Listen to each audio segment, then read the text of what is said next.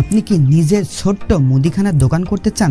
শহর বা গ্রামে থাকুন, আপনি কিন্তু এই মুদিখানার দোকান দিয়ে কিন্তু আপনি সফল একজন ব্যবসায়িক হয়ে উঠতে পারেন। আপনি লাভ এবং লস নির্ধারণ করে মুদিখানার ব্যবসা কিন্তু সফল ব্যবসায়ী হতে পারেন। তো চলুন শুরু করছি আজকের মুদিখানার ব্যবসা নিয়ে।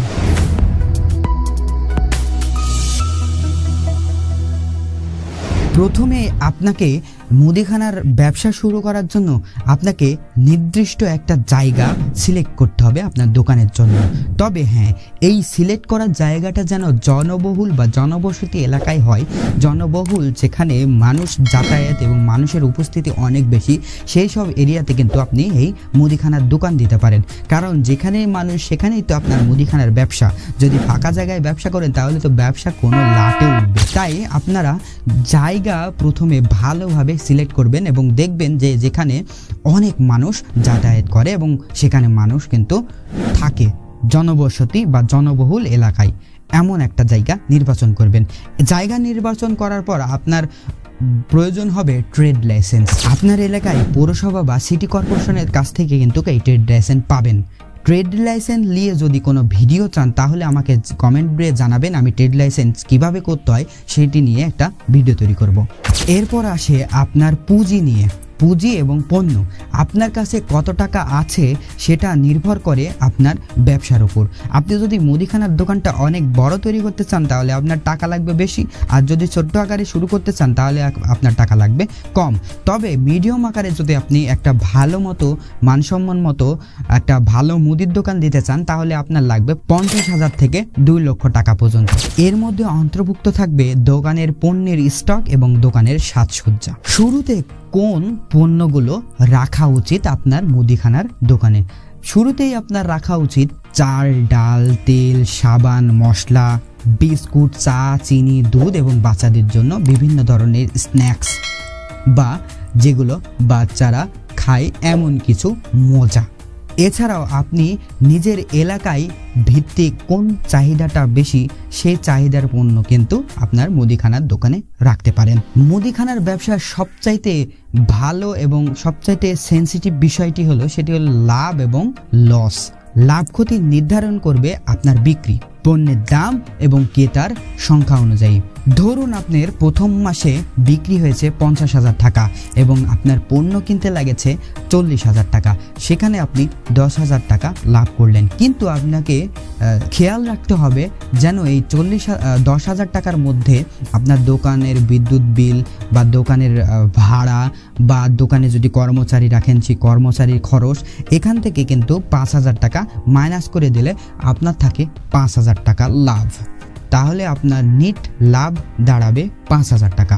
তাছাড়াও আপনি যদি মুদিখানার ব্যবসা দিতে চান তাহলে কিন্তু আপনাকে বাকি বর্জন করতে হবে, মানে বাকি ব্যবসা করা বন্ধ করতে হবে। বাকি ব্যবসা যেই করে সেই ঠগে। কারণ গ্রামে বা যেখানে হোক বাকি ব্যবসার সময় আপনার মানুষ কিন্তু অনেক বিক্রি হবে, কিন্তু আপনি যখন বাকি তুলবেন, যখন হালখাতা করবেন তখন দেখবেন আপনার 5 লক্ষ টাকা বাকি আছে। আপনি মনে করছেন যে আমি হালখাতা করে 5 লক্ষ টাকায় চলে আসবো এবং আমার হাতে লাভ থাকবে 2 লক্ষ টাকা বা 1 লক্ষ টাকা, সেটা কিন্তু হচ্ছে না। কারণ মানুষ বাকি খাওয়ার পরে পরিশোধের সময় কিন্তু কিপ্টিবোনা করেই থাকে। এটা আপনার এলাকাতে হোক বা আমার এলাকাতে হোক, সেটা গ্রামে হোক বা শহরে হোক, মানুষ কিন্তু বাকি খাওয়ার সময় ঠিকই খায় কিন্তু হালখাতা করার সময় ঠিকভাবে করে না। সেখানে 5 লক্ষ টাকা হালখাতা কিন্তু আপনার 1 লক্ষ বা 2.5 লক্ষ টাকা হালখাতা হচ্ছে, বাকিগুলো সবই আসছে না। তাহলে বছরে কিন্তু আপনার 2.5 লক্ষ টাকা লস থাকছে। এই দিকে লক্ষ্য করতে হবে, বাকি বর্জন করতে হবে। আপনি যদি বাকি দিতে চান এমনভাবে বাকি দিবেন যেন আজকে দিবে, আমি বলে দিবেন ক্রেতাদের যে আমি ভাই বাকি বেশি না, আমার আজকে তুমি নিয়ে যাচ্ছ, সন্ধ্যাবেলা যদি দাও দিয়ে যাও। অথবা আপনি কিন্তু কি করতে পারেন, আপনি বাকি দিলেন এবং পরবর্তী টাইমে সে যদি বাকি চাইতে আসে তাহলে কিন্তু আপনি তাকে বাকি দিবেন না। আগে বলবেন যে আপনি আগের বাকিটা পরিশোধ করুন, দেন আপনি আবার বাকি নেন। অথবা আপনি মানুষ চিনে দিতে পারেন, যে বাকি খেয়ে টাকা দেয় না তাকে কিন্তু বাকি পরিহার করা আপনার জন্য ফরজ। যদি না করেন তাহলে কিন্তু আপনার ব্যবসা লাটে উঠবে, আপনার লাভের গুড় পিঁপড়ে খেয়ে নিবে। তাই বাকি ব্যবসা বর্জন করতে হবে। আর যদি করেনও বা 2-3 দিন বা 4 দিন বলবেন যে আমার খাতা তৈরি করা নাই, লেখা নাই, তুমি বাকিটা পরিশোধ করে দাও, কিন্তু আপনি মনে মনে ঠিকই লিখে রাখবেন, খাতাতে টুকে রাখবেন যাতে আপনি ভুলে না যান। তবে বাকি ব্যবসা চেষ্টা করবেন না বেচার, তাহলে কিন্তু আপনার লাভের সংখ্যা কিন্তু অনেক বেশি হয়ে যাবে। বাকি যখনই দিতে থাকবেন তখনই মানুষের চাহিদা বাড়বে, কিন্তু দিন শেষে বা বছর শেষে আপনার কিন্তু 2.5 লক্ষ টাকা 3 লক্ষ টাকা লস থাকবে বা অর্ধেকের বেশি লস থাকবে। এবারে আসি ব্যবসার সফল করার কৌশল। আপনি মুদিখানার দোকান দিয়েছেন, সেখানে কিভাবে আপনি ব্যবসা উন্নত লেভেলে নিয়ে যাবেন। প্রথমে আপনাকে ক্রেতাদের সাথে ভালো এবং হাসি মুখে কথা বলতে হবে। ধরেন আপনার দোকানে ভিড় লেগে গেছে, সেক্ষেত্রে আপনি একজনকে দিচ্ছেন পণ্য কিন্তু আরেকজনকে দিচ্ছেন না, তখন আপনাকে বলতে হবে কি, ভাইয়া আপনি বসুন, এখানে আমাদের টুল রাখা হয়েছে, আপনি বসুন, আমি দিচ্ছি। হাসি মুখে তাদেরকে বলবেন।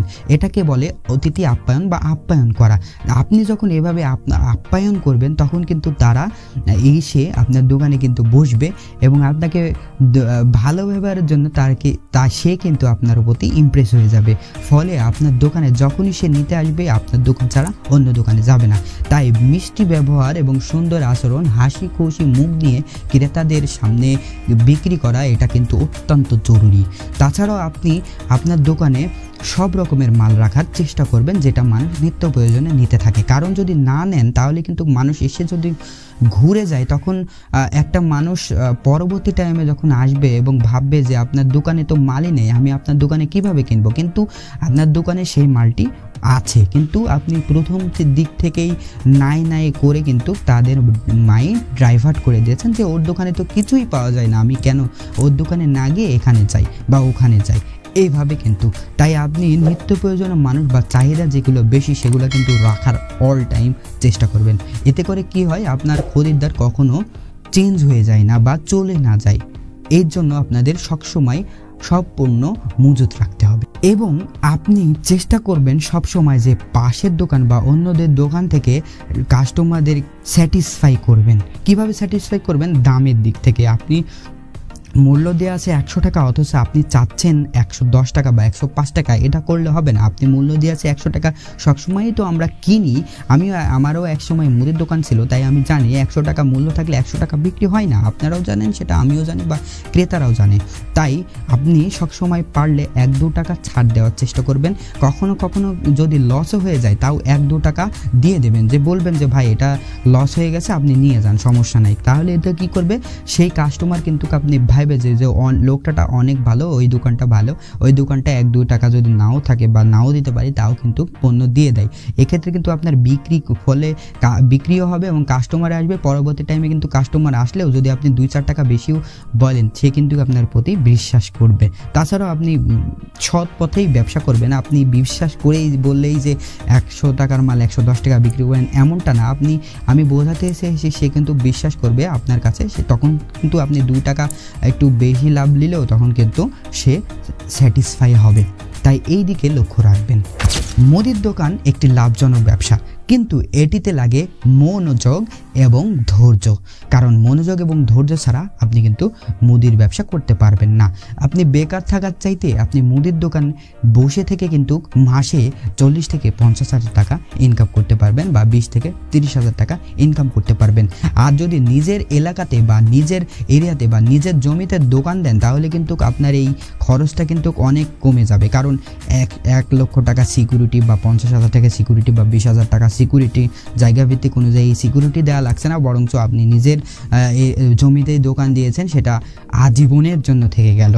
আপনার ছেলেমেয়েরাও কিন্তু সেখানে থাকতে পারবে বা ছেলেমেয়েরাও চাইলে কিন্তু সেখানে কিন্তু ব্যবসা করতে পারবে। তো অবশ্যই মুদির দোকান যদি নিজের কোনো জমি থাকে তাহলে কিন্তু আপনারা আর বসে থেকে আপনারা এক্ষুনি কিন্তু মুদির দোকান দেওয়ার প্ল্যান করে নিতে পারেন, সমস্ত কিছু স্ট্রাকচার করে নিতে পারেন। আজকের ভিডিও এই পর্যন্তই। আগামী পর্বে আবার দেখা হবে। কোন বিষয় নিয়ে আপনারা ভিডিও চান আপনারা কমেন্ট করে জানাবেন। ততক্ষণে ভালো থাকবেন সবাই। আল্লাহ হাফেজ।